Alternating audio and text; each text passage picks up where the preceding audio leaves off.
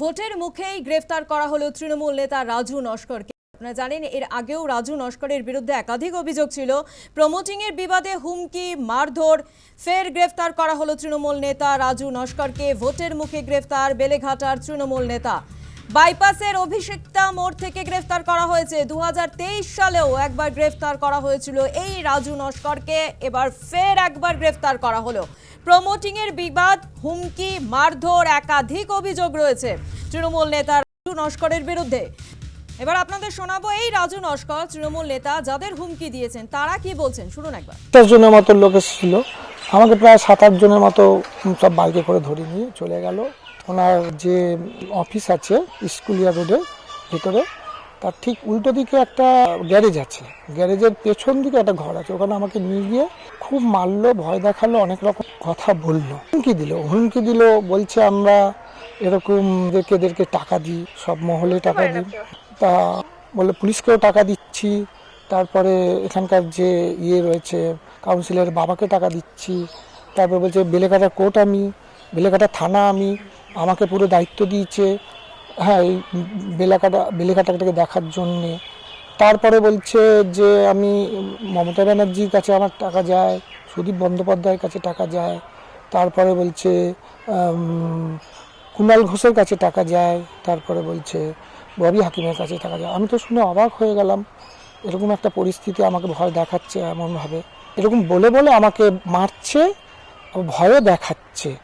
তারপরে আমাকে মারার পর আমি মোটামুটি ধরে রাখুন কতক্ষণ, হয়তো প্রায় আধ ঘন্টা ধরে আমাকে মেরেছে।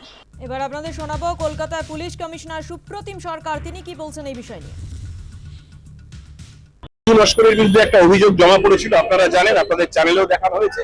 একটি নির্দিষ্ট অভিযোগ পড়েছিল, অভিযোগকারী বলেছিলেন যে তাকে নানাভাবে শারীরিকভাবে হেনস্থা করা হয়েছে, ভয় দেখানো হয়েছে, তার পরিবারের লোককেও শারীরিকভাবে আঘাত করা হয়েছে।